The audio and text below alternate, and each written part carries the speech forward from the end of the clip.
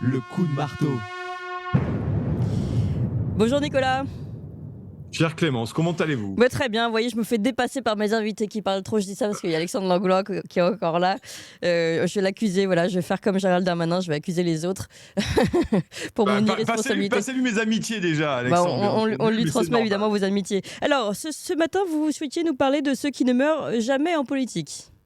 Et oui, ma chère Clémence, ce matin, vous le savez, je veux vous rendre un vibrant hommage aux pistoleros de la politique du bac à sable. Oui, je veux rendre ce pétillant hommage à ces hommes qui ne désespèrent jamais de leur capacité à dépasser les frontières du ridicule, de ceux qui n'auront jamais à battre en retraite et qui ne s'avouent jamais vaincus.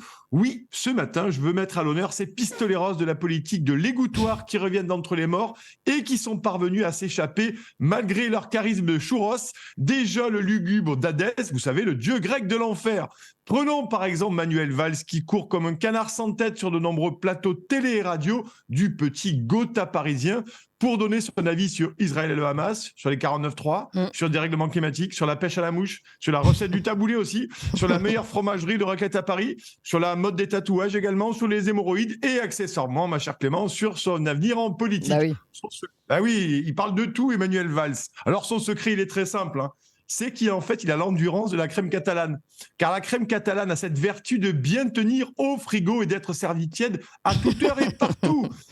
C'est exactement, chers amis, Toxinote, ce qu'il faut pour tenir sur la durée. Eh bien, Manuel, c'est comme cela qu'il gère ses allers-retours dans les médias complaisants qui arrivent encore à nous vendre des grands entretiens politiques avec, vous le savez, le loser de Barcelone. Alors, pour moi, je ne sais pas ce que vous en pensez, mais c'est un peu le vintage du journalisme, hein, comme ce vieux pull moche que vous ne pouvez plus voir en peinture et que vous refourguez au premier pigeon qui passe parce qu'il l'a vu sur Instagram. Manuel Valls, en plus d'être un pistoleros de la phrase creuse et de la pensée fossilisée, est aussi un sacré loustique, car on rappellera qu'il a été condamné en novembre 2022 par la Cour des comptes espagnole a versé plus de 270 000 euros d'amende pour, je cite, financement illicite lors de sa campagne municipale barcelonaise, qui fut d'ailleurs un brillant échec. Mais qu'à cela ne tienne, Manuel est revenu fier comme Artaban pour déposer son CV au guichet du Mundillo politique français, car Manuel Valls, c'est le Tony Montana low cost de l'indignité politique qui flingue tout ce qu'il peut avec son petit pistolet à eau. Et en tout cas, moi je sais pas vous, mais lorsque Manuel s'exprime à la télévision et que je tombe dessus par le plus grand des hasards, moi je préfère aller faire la vaisselle, Clémence. Alors, il y a une autre figure politique qui fait également son retour dans les médias, non ? Oui, c'est le spécialiste politique incontesté en ophtalmologie des yeux dans les yeux Oui, qui c'est a vrai. été contraint de se carapater du ministère du Budget pour une étourderie fiscale en 2013 après avoir oublié, ma Clémence, de déclarer quelques centaines d'euros Bah oui. déposés chez nos voisins helvètes et bienveillants. Mais en 2018, sa cécité fiscale l'a amené à être condamné pour fraude. Et aujourd'hui, ce ministre opticien a juré qu'il avait pris le chemin de la rédemption et qu'il avait ouvert les yeux et que sa dette avait été payée et que tout était oublié.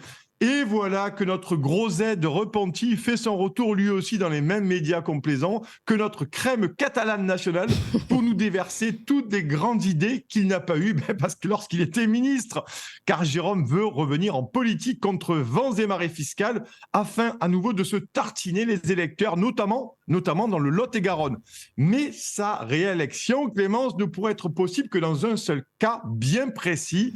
Une épie brutale de cataracte à la forme rare qui frapperait les habitants de Marmande à Agen lors de prochaines élections, brouillant ainsi leur sagacité à mettre le bulletin de GG dans l'urne. Avouez que ça serait ballot. Oui. En même temps, chers amis, au vu du cheptel politique anémié intellectuellement que compte ce pays, le retour de Manuel Valls et de Jérôme Zurich-Cahuzac répondrait à cette gentille maxime.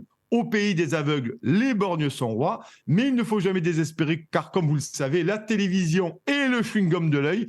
Et comme le dit ce proverbe anglais pour finir, il vaut mieux un œil douloureux que les deux aveugles. En tout cas, rien qu'en regardant ces deux oiseaux, moi, franchement, Clémence, ça me fout des migraines ophtalmiques, c'est pas possible. Merci beaucoup Nicolas Vidal, et j'imagine que vous n'êtes pas le seul à avoir ce genre de migraine liée à nos politiques du jour. Ouais. Quel est le programme de demain ? Alors demain, gros programme, hein, comme toute la semaine d'ailleurs. On va recevoir Anna Novikova de SOS Donbass. On recevra aussi Lisa Kamen, vous savez, qui est enseignante et qui a publié La Grande Garderie chez Albin Michel. On parlera, vous savez, de la dégringolade stupéfiante, hein, mais ô combien inattendue de la France dans le classement de PISA, bien entendu. Personne l'avait vu venir, hein, à part Gabriel Attal qui commence un peu à se rendre compte du truc.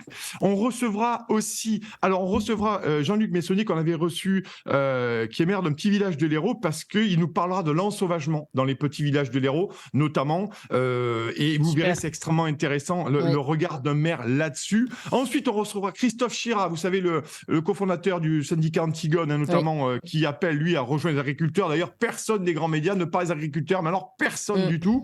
Il y a eu gros événements hier à Saint-Brieuc, à Rennes, partout en Bretagne, et ça, des grosses vidéos, mais personne n'en parle. Apparemment, ils ont mieux à faire, nos amis journalistes. Et ensuite, on parlera avec Philippe Murer, notamment de la déclaration d'Éric Zemmour sur le Frexit, qu'il ne veut pas faire le Frexit. Et on essaie d'avoir quelqu'un de Reconquête. On va essayer d'avoir quelqu'un aujourd'hui, mais pour l'instant, ça a l'air compliqué. Mais en tout cas, avec Philippe Murer et peut-être notre invité, on parlera de ça. J'y tiens absolument, c'est important, donc on le fera demain matin dans le grand entretien de 9h à 9h30. On compte sur vous, Nicolas, évidemment. Et puis bravo, en tout cas, de continuer. Et c'est aussi ce qu'on tente de faire à Tocsin, et grâce à vous en particulier, de donner la parole à ces gens qu'on n'entend pas, à ces petits maires, vous le disiez, aux agriculteurs qui ne sont pas entendus ailleurs. Et c'est aussi le rôle de Tocsin. Donc merci à vous, Nicolas Vidal, et merci à vous tous, chers auditeurs. On continue de pousser vers le haut, de mettre vos cœurs. Là, je vois des cœurs qui arrivent, ça c'est super.